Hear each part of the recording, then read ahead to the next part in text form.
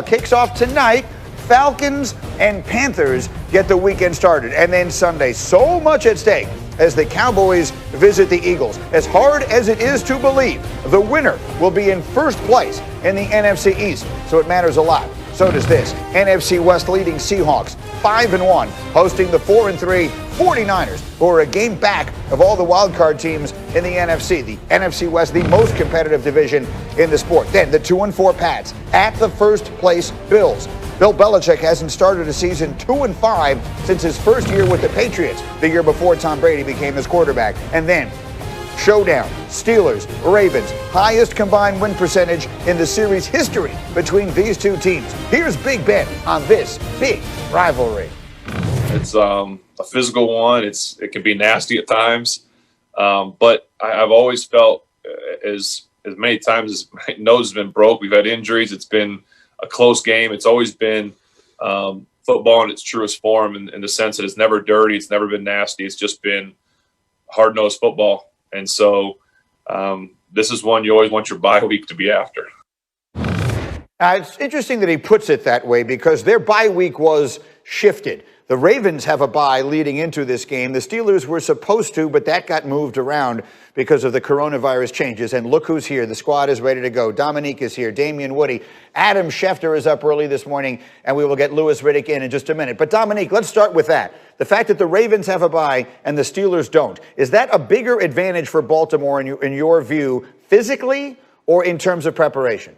Yeah, I think getting that rest is certainly nice and it makes you feel good and you're a little bit healthier going into the game. But I think it's more important for preparation-wise. I rewatched that game last night and I saw so many coaching changes on both offense and defense on both sides throughout the course of the game. It was one of the more cerebral games that I've watched from last season. So I think the Ravens having the opportunity to put a little bit more effort into their preparation, I think is more a benefit to the Ravens for their preparation than it is for them physically how they feel going on the field.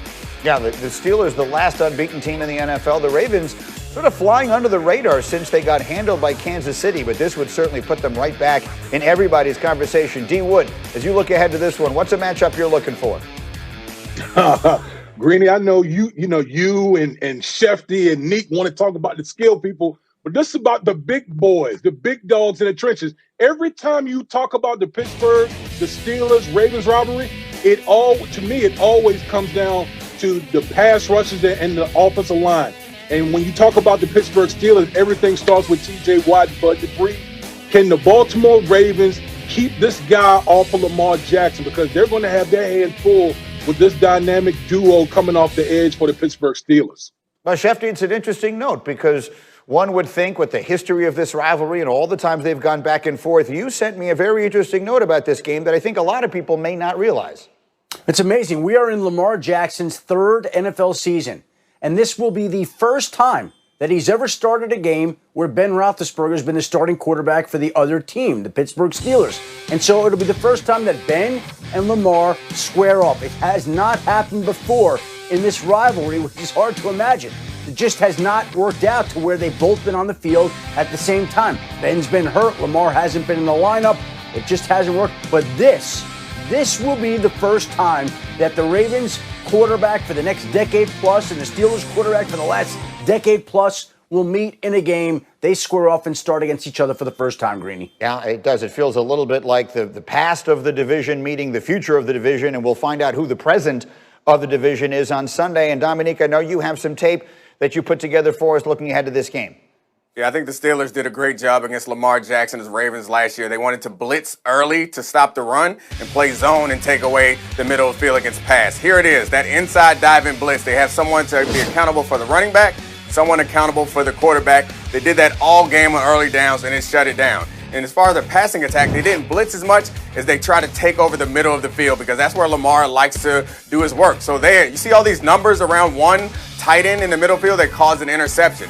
They did it so often that eventually Lamar and the Ravens adjusted and started to attack the outside of the field, which we all know is not where Lamar is most comfortable. So they took away that middle, they forced the outside pass, and another turnover there by the Steelers. If they're able to stop the run by blitzing on early downs and take away the middle of the field with zone coverage on second and third downs, I think that the Steelers have a good chance to do what Damian said and let those big boys up front get after Lamar Jackson and really slow this Ravens attack. And on the flip side, we've spent a lot of this season, Damian Woody, talking about how the Ravens offense just hasn't looked like that record-setting group of a year ago. What do you need to see from Lamar Jackson if he's going to beat the unbeaten Steelers on Sunday?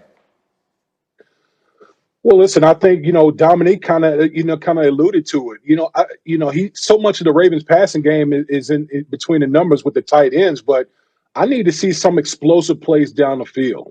For me, that's the one area of concern I have with Lamar Jackson, seeing those 20-plus pass plays down the field to exploit things, especially with an aggressive defense like the Pittsburgh Steelers have. Because once you hit those type of plays, Greeny, guess what? Defensive coordinators start thinking and start changing up what they want to do defensively. So they need those explosive plays on the outside.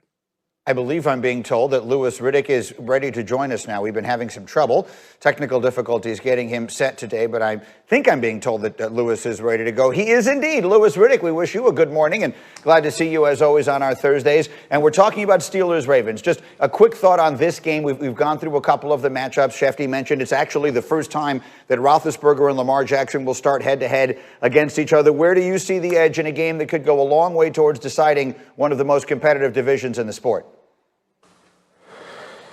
Yeah, I think this is interesting because I think, with Baltimore, they really need to find their identity on the offensive side of the ball and really be able to both run it and for Lamar to be able to continue to develop as a passer. And I just don't know if they have what's necessary to deal with right now, just from an efficiency standpoint, a Pittsburgh team that's hitting on all cylinders. Look, I mean, Pittsburgh right now has the running game and the passing game in particular, provided that Deontay Johnson is 100%, to really light it up against anyone. And then defensively, I mean, we know is a team that can get after the passer. They can turn the football over in the back end. They have great ball hawks back there. So it's a team that right now you'd have to give them like the 1 or 2 spot in the AFC. So this is a big game for both teams, but in particular Baltimore matching up against one of their toughest rivals. No question. Okay, that's just one of many really interesting games on the schedule this weekend. Staying in the division, we turn our attention to Cleveland in the AFC North, where Baker Mayfield has been named the AFC's Offensive Player of the Week after he threw 5 touchdowns against Cincinnati. He had most of that success after Odell Beckham Jr. got hurt in the game, and now we know Odell is done for the year. Mayfield was asked yesterday about the adjustments he has to make without his star receiver. Here's what he said. Without him, there might not be as many one-on-one opportunities, but that means we just have to be more efficient in the zone coverages and things like that. Teams are going to play us differently. So I think it's about, just understanding the looks we're getting and going through our offense based on the looks. Now look, losing a talent like Odell Beckham is obviously hard to absorb, but we've shown you these numbers. Without him on the field, Baker Mayfield completing nearly 80% of his passes with a near perfect QBR when targeting all other receivers. Both of those figures would by far lead the league. So let's start with the easy part. Well, not easy, but let me start with Adam Schefter on this if I can. Schefter, is there any conversation that you're aware of out there for the Browns looking to make some kind of move to replace Odell or bring in some sort of help in advance of the trade deadline on Tuesday?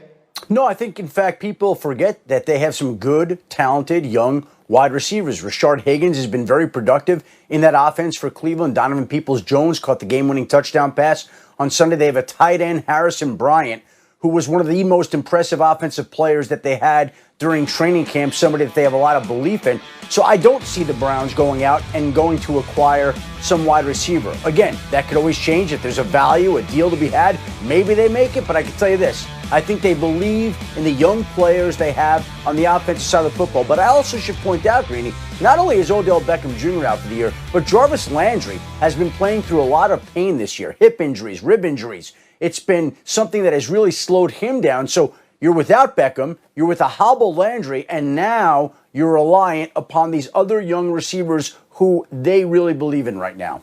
And again, I mean, they've been playing without Nick Chubb for quite some time as well. So a lot of injury concerns there. Meanwhile, let's shift it back to the real conversation here, which is about the absence of Odell Beckham Jr.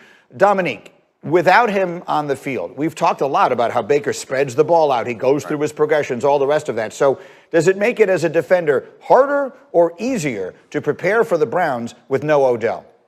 I mean, I think it's much easier to prepare for them because you're not thinking about how you're going to stop Odell Beckham, but it's much harder to play against them because you don't have to figure out how to stop Odell Beckham. I think those numbers suggest that maybe they're slightly better passing, or Baker is passing in certain situations without Odell Beckham, but that's a running team, and they're a much better running offense with Odell Beckham, and it's because of the threat that he imposes there on the outside. It's not because he's a hell of a lead blocker, but they're 5.2 yards per carry with Odell, as you see Himbo put the numbers up with Odell on the field versus 3.9 yards per carry with him not on the field. So he impacts that offense. Whether it shows up in Baker's performance or not, I don't know, but I do think it's going to be harder to play against him, yet the week leading up to it might be a little easier.